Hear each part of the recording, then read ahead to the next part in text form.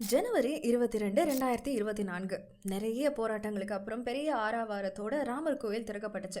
இதை பல இந்துக்களும் எல்லாருமே அவங்களுக்கு கிடைச்ச வெற்றியாக பார்த்தாங்க. அண்ட் இஸ்லாமியர்கள் பலரும் இதுக்கான எதிர்ப்புகளை தெரிவிச்சுட்டு தான் இருந்தாங்க. ஆனால் இதனுடைய உண்மையான கிரெடிட்ஸ் அப்படிங்கிறது நம்மளுடைய மொத்த ஜனத்தொகையில் 2% மட்டுமே இருக்கு. சீக்கியர்களுக்கு தான் போய் சேரும் அப்படின்னு உங்களால் நம்ப முடியுதா?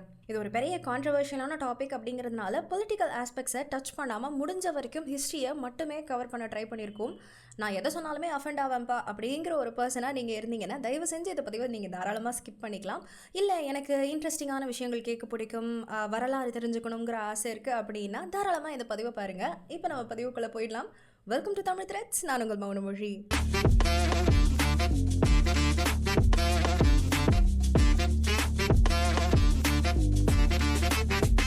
எவ்வளோ சண்டைகள், எவ்வளோ கோர்ட்டு கேசஸ் 1850 ஆரம்பிச்சு இதுக்கு ஒரு முடிவே இல்லையா அப்படின்னு நம்ம எல்லாரையும் ஃபீல் பண்ண வச்சு கடைசியில் 2024 இதுக்கான ஒரு முற்றுப்புள்ளியை வச்சாங்க.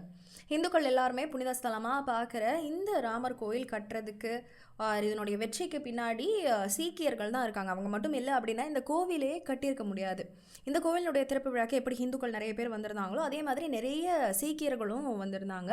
சீக் பாபாவான பாபா ரஞ்சித் சிங் இந்த ஒரு மொமெண்ட் ஆனது சீக்கியர்களுக்கும் சரி சனாதனர்களுக்கும் சரி ஒரு பெரிய செலிப்ரேஷனாக இருக்கும் அப்படின்னு சொல்லி இன்டர்வியூவில் சொல்லியிருக்காரு. ஆனால் சீக்கிசம் ஃபாலோ பண்ணுற இன்னும் நிறைய பேர் என்ன சொல்கிறாங்க அப்படின்னா சீக்கியர்கள் வேற இந்துக்கள் வேற அப்படின்னு தான் சொல்கிறாங்க. பட் எதை வச்சு இந்த கோவில் கட்டுறதுக்கு சீக்கியர்கள் தான் காரணம், இதில் பெரிய பங்கு சீக்கியர்களுக்கு இருக்குது அப்படின்னு சொல்கிறாங்கன்னு பார்த்தீங்கன்னா இந்த ஒரு கோவில்னு மட்டும் கிடையாது. ஹிஸ்ட்ரியை புரட்டி பார்த்தோம் அப்படின்னாலும் எந்த ஒரு இடத்துல இந்துக்களுக்கு ஏதோ ஒரு பிரச்சனை வருது அப்படின்னா அவங்கள காப்பாற்றுறதுக்காக சீக்கியர்கள் முன்னாடி வந்திருக்காங்க. இன்னும் ஒருபடி மேலே போனோம் அப்படின்னா காஷ்மீர் பண்டிட்ஸ்க்காக ஒரு சீக் குரு அவருடைய வாழ்க்கையை அர்ப்பணிச்சிருக்காரு. அண்ட் இது மட்டும் கிடையாது, நிறைய இடங்களில் சீக்கியர்கள் இந்துக்களுக்கு உதவியாக இருந்திருக்காங்க.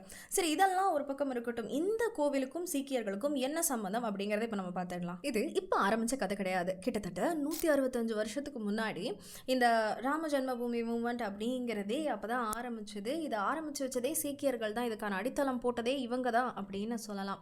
நவம்பர் 1858 தான் இதுக்கான ஒரு கேஸே ஃபர்ஸ்ட் டைமாக ரெஜிஸ்டர் செய்யப்படுது. 28 நவம்பர் 1858 முகலாயர்களுடைய காலகட்டத்தில் அவங்க ஆட்சி செஞ்சுட்டு இருந்த காலத்தில் ஒரு சீக் குருவான பாபா ஃபக்கீர் சிங் கல்சா அப்படிங்கிற ஒருத்தர் 25 ஆர்ம்டு நிகாம்ஸோட பாபரி மஸ்ஜிதை கேப்சர் பண்ணி அங்கே ஒரு தளம் அமைச்சு ராமர் சிலையை நிறுவிடுறாரு. அது மட்டும் இல்லாமல் காட்னுடைய கலராக சொல்லப்படுற ஆரஞ்சு கலரை பாபரி மஸ்ஜிதினுடைய உள்ள எல்லா இடங்கள்லையுமே ஹாய்ஸ்ட் பண்ணிடுறாரு. அதுக்கப்புறம் அந்த சுவர்கள் எல்லாத்துலேயுமே ராம் ராம் அப்படின்னு எழுதியும் வச்சுடுறாரு.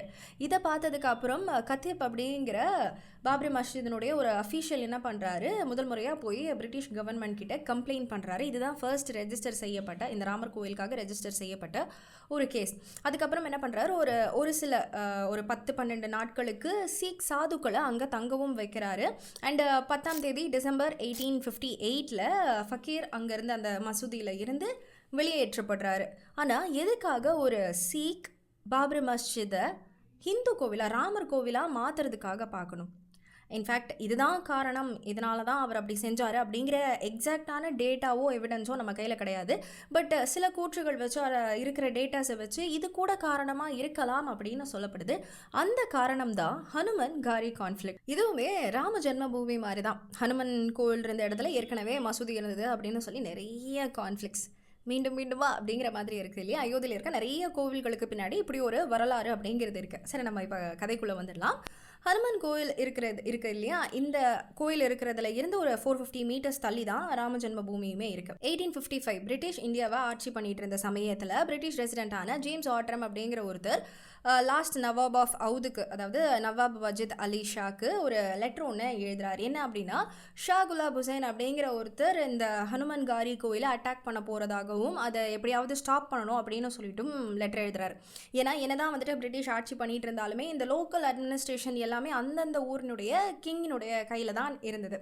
ஸோ என்ன பண்ணுறாரு, இந்த மாதிரி ஒரு லெட்டர் எழுதுறாரு. ஷா குலாப் பார்த்தீங்கன்னா முஸ்லிம் மதத்தை ரொம்பவே ஃபாலோ பண்ணுறவர். ஸோ அவர் என்ன சொல்கிறாருன்னா, ஃபர்ஸ்ட் ஒரு மசூதி தான் இருந்தது, ஸோ அதை நான் மறுபடியும் மறுபடியும் ரெஸ்கியூ பண்ண போகிறேன் அப்படின்னு சொல்லி இந்த அட்டாக்கை ஒன்று பிளான் பண்ணுறாரு. நவாபினுடைய ஹெல்ப் என்ன தான் கேட்டாலுமே இந்த ஒரு அட்டாக்கை அவங்களால ஸ்டாப் பண்ணவே முடியல. பட் இந்த அட்டாக் நடக்குது அப்படிங்கிற நியூஸ் ஸ்ப்ரெட் ஆன உடனே நிறைய சாதுக்கள் வந்து ஷா குலாபை அட்டாக் பண்ண ஆரம்பிக்கிறாங்க. ஸோ இந்த ஒரு விஷயம் என்ன பண்ணுது, பிரிட்டிஷ் கவர்மெண்ட் கிட்ட போகுது. நிறைய சாதுக்கள் வந்துட்டு என்ன பண்ணுறாங்க, இந்த மாதிரி பிரிட்டிஷ் கவர்மெண்ட் கிட்ட ஒரு பாண்ட் மாதிரி ஒன்று போடுறாங்க 2 கண்டிஷன்ஸோட. ஏன்னா எங்களுக்கு வந்துட்டு இங்கே சண்டை அப்படிங்கிறது வேண்டாம், எங்களுக்கு அமைதி தான் தேவை. ஸோ நீங்கள் என்ன பண்ணுங்கள், பிரிட்டிஷ் கவர்மெண்ட்டில் இருந்து இருக்க ஒருத்தங்க நவாபில் 2 பேருன்னு சொல்லி ஒரு 3 மெம்பர்ஸ் இருக்க ஒரு அஃபிஷியல் கமிட்டி மாதிரி ஒன்று ஃபார்ம் பண்ணி நல்லா ரிசர்ச் பண்ணுங்கள். இந்த இடத்துல முன்னாடி மசூதி தான் இருந்ததா அப்படிங்கிறத பார்த்து எங்களுக்கு சொல்லுங்கள். ஒருவேளை மசூதி தான் இருந்தது அப்படின்னா நாங்கள் சாதுக்கள் எல்லாரும் இங்கேருந்து உடனே வெளியேறிடுறோம் அப்படிங்கிற ஒரு விஷயத்த சொல்கிறாங்க. அந்த கமிட்டியில் இந்த 3 பேர் தான் இருக்கணும் அப்படின்னு சொல்லி ஒரு கோரிக்கை வச்சுருக்காங்க. அதன்படி பார்த்தீங்கன்னா முஸ்லிம்ஸினுடைய சைட்லேருந்து ஆகா அலி கான், அந்த இந்துக்களினுடைய சைடில் இருந்து ராஜா மான்சிங் அண்ட் பிரிட்டிஷ்னுடைய சைடில் இருந்து பார்த்தீங்கன்னா கேப்டன் ஆர்கோ, இவங்க 3 பேரும் சேர்ந்து ஒரு கமிட்டி ஃபார்ம் பண்ணுறாங்க. இன்வெஸ்டிகேஷன் எல்லாமே நடக்குது. அதனுடைய ரிசல்ட்டாக பார்த்தீங்கன்னா அதனுடைய ரிசல்ட் அப்படிங்கிறது ஹிந்துக்களுக்கு ஃபேவரபுளாக தான் வருது. இதெல்லாம் நடக்கிறது பார்த்தீங்கன்னா ஆகஸ்ட் 1855.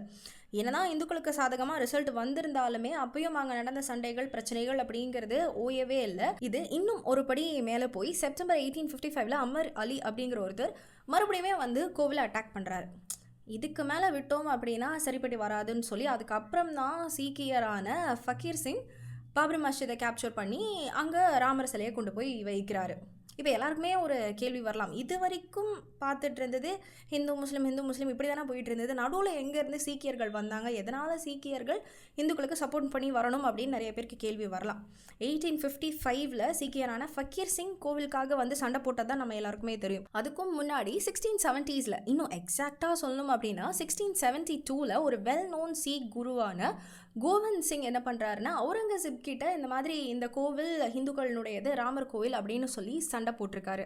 பதிலாக சொல்கிறா அப்படிங்கிற மாதிரி நிறைய பேர் இதுக்கான ப்ரூஃப்ஸ் கேட்பீங்க. இதுக்கான ப்ரூஃப்ஸ் பார்த்தீங்கன்னா அயோத்தியாவில் இருக்க குருத்வாரில் இருக்க நிறைய மீடியா சேனல்ஸ், ஜீ நியூஸ் எல்லாம் பார்த்தீங்கன்னா இதுக்கான ரிசர்ச்சஸை ப்ராப்பராக பண்ணி எவிடன்ஸுமே கலெக்ட் பண்ணி வச்சுருக்காங்க. இப்போது நம்ம மறுபடியும் கதைக்குள்ளே வந்துடலாம். 1600s பார்த்தீங்கன்னா அவுரங்கசீப் ஆட்சி காலத்தில் ராம ஜென்ம பூமியில் ராமர்னுடைய வழிபாட்டை மொத்தமாக பேன் பண்ணி வச்சுருந்தாங்க, ஸ்டாப் பண்ணி வச்சுருந்தாங்க. அண்ட் பல சாதுக்குள்ளையுமே அட்டாக் பண்ணி வச்சுருந்தாங்க. இதை பொறுத்துக்க முடியாமல் சாதுக்குள்ளுடைய குருவாக இருந்த பாபா வைஷ்ணவ் தாஸ் என்ன பண்ணுறாரு, சாதுக்கள் எல்லாரையும் சேர்த்து ஒரு ஆர்மி மாதிரி ஒன்று ரெடி பண்ணுறாரு. ஆனால் அதில் ஆட்கள் ரொம்பவே கம்மியாக இருந்தாங்க, மக்களுடைய ஸ்ட்ரென்த் ரொம்பவே கம்மியாக இருந்தது. அப்படிங்கிறதுனால பாபா வைஷ்ணவ் தாஸ் என்ன பண்ணுறாரு, குரு கோவிந்த் கிட்ட ஹெல்ப் கேட்குறாரு. அண்ட் அவருமே உதவுறதுக்கு சம்மதிச்சிடுறாரு. சீக்கியர்களும் ஹிந்துக்களும் சேர்ந்து முகல்ஸை எதிர்த்து போரிடுறாங்க. அதில் அவங்க ஜெயிக்கவும் செஞ்சிடுறாங்க.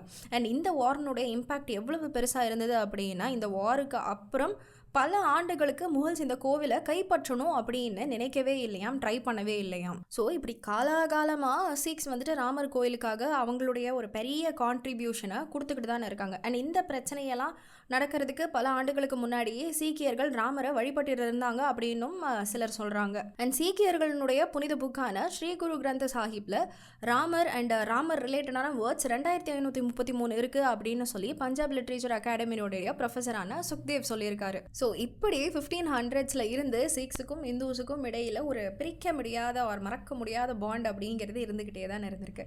ஸோ இந்த வரலாற்றை பற்றி நீங்கள் என்ன நினைக்கிறீங்க? இதுக்கு முன்னாடியே இந்த வரலாறுங்கிறது உங்களுக்கு தெரியுமா தெரியாதா அப்படிங்கிறத மறக்காமல் கமெண்ட்ஸில் சொல்லிடுங்க. இன்னொரு பதிவில் பார்க்கலாம். கேட்டதற்கு நன்றி.